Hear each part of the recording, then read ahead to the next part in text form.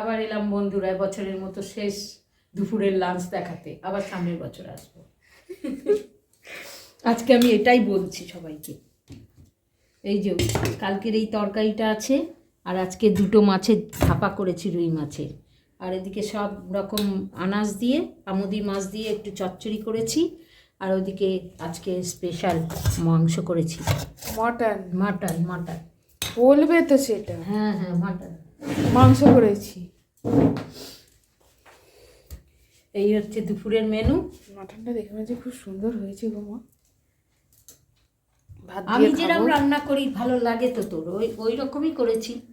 ভাত দিয়ে আর খাবো। এই চচ্চড়িটা কালকে রয়েছে, খেয়ে নি।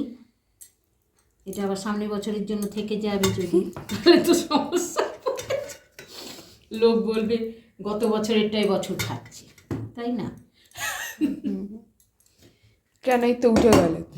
ওই তরকারিটা কিন্তু সামনের বছরের জন্য থেকে যাবে। তো আজকে করেছি। ওটা আজকে সব উঠবে না, মাংস আজকে সব উঠবে, খালি এইটা এবছর উঠে যাবে। মাছের জন্য রয়েছে, মাছের এইটা তোমার এইদিকে না। অ্যাডভান্স রান্না করে রেখেছি সামনের বছরে খাবো বলে। বলছি কি যে মাছের ওইটা তোমার ওইদিকে না। পড়ে যাস না। ওটার সাথে লেগে গেছে।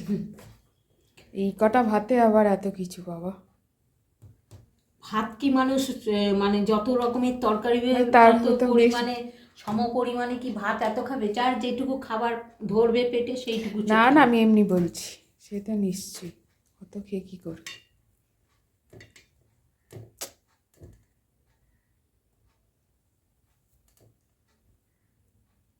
তুমি খাবারের থালা নিয়ে একদম বসতে পারবে, এটা যে তোমার খুব সমস্যা। এটা আমার সমস্যা। বাড়লাম তো খাওয়ার, যদি না বাড়ি ঠিক আছে, যতক্ষণ ঘুরছি এ করছি সব ঠিক আছে, কাজ করছি, কিন্তু খাবার বাড়লে আমি আর বসতে পারবো না। বসতেই হবে, কিছু করার না। এটা আমার পানিশমেন্ট দেয়া। হ্যাঁ, এটা আমার পানিশমেন্ট, খাবার থালা হাত মানে সামনে নিয়ে বসে থাকা। না পানিশমেন্ট, এটাই ঠিক আছে। যে রান্নাগুলো খুব সুন্দর হয়েছে। আমার চ্যানেলটা যদি ভালো লাগে তাহলে সামনের বছরে এগিয়ে যাওয়ার জন্য আমাকে সাবস্ক্রাইব করে রাখবেন কিন্তু।